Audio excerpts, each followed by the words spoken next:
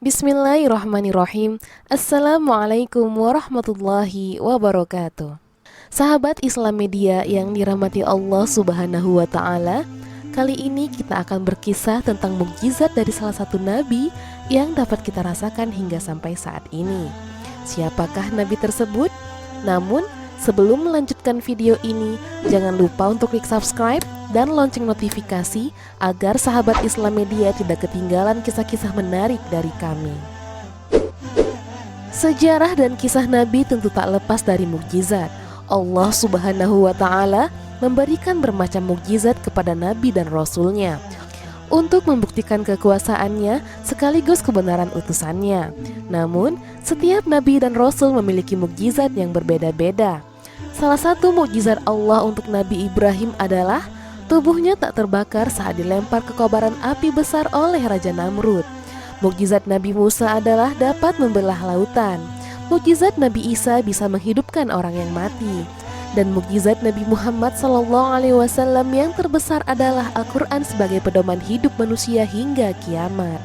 Lalu, siapakah Nabi yang mukjizatnya dapat kita rasakan hingga sampai saat ini? Ia adalah Nabi Ismail alaihi salam. Nabi Ismail merupakan putra Nabi Ibrahim. Dari keturunannya lah Nabi terakhir Muhammad SAW lahir sekaligus menutup risalah kenabian. Berikut ulasan beberapa mukjizat Nabi Ismail yang dapat kita rasakan hingga saat ini. Yang pertama, air Zam-Zam.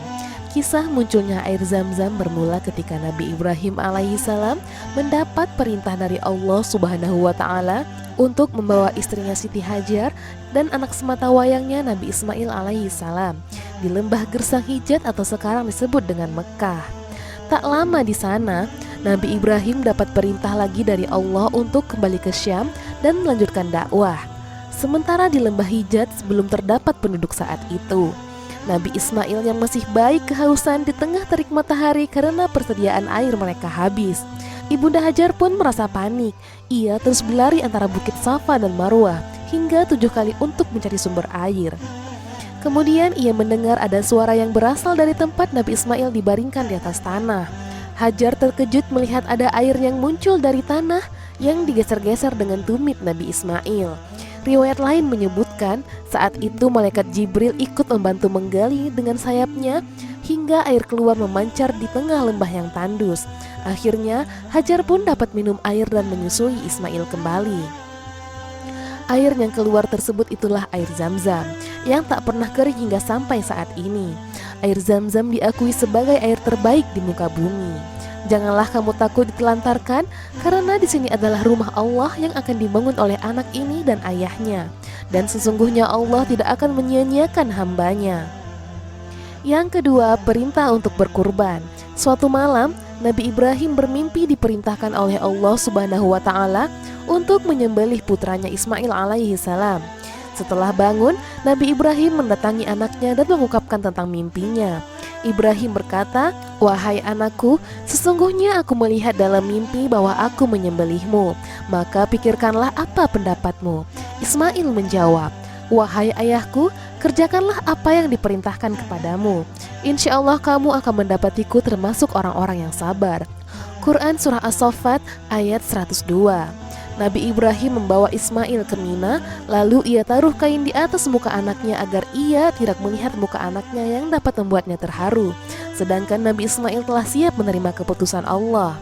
Ketika Nabi Ibrahim sudah pasrah kepada Allah dengan meletakkan pisau di leher Ismail bersiap menyembelihnya, tiba-tiba keduanya mendengar seruan Allah Subhanahu wa Ta'ala. "Wahai Ibrahim, sesungguhnya kamu telah membenarkan mimpi itu. Sesungguhnya demikianlah kami memberi balasan kepada orang-orang yang berbuat baik. Sesungguhnya ini benar-benar satu ujian yang nyata." Quran Surah As-Saffat ayat 104 sampai dengan 106.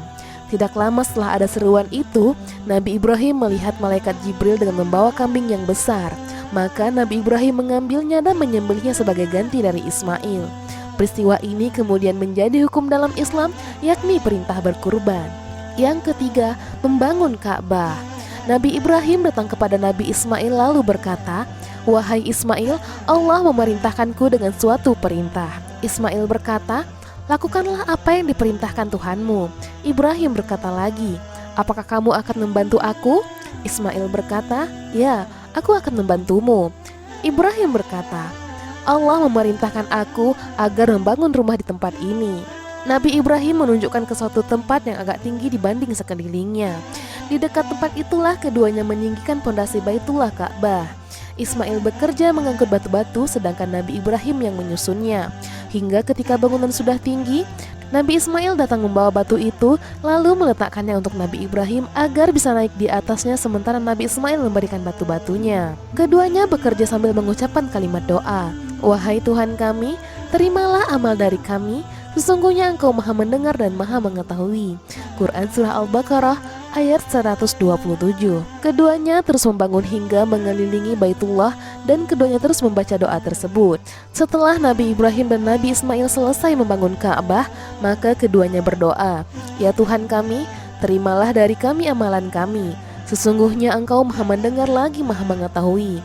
Ya Tuhan kami, jadikanlah kami berdua orang yang tunduk patuh kepada Engkau, dan jadikanlah di antara anak cucu kami umat yang tunduk patuh kepada Engkau. Dan tunjukkanlah kepada kami cara-cara dan tempat-tempat ibadah haji kami. Dan terimalah tobat kami. Sesungguhnya Engkau Maha Penerima tobat lagi Maha Penyayang." Quran Surah Al-Baqarah ayat 127 sampai dengan 128.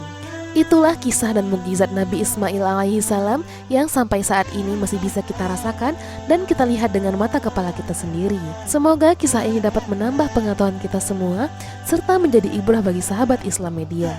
Barakallahu fikum. Assalamualaikum warahmatullahi wabarakatuh.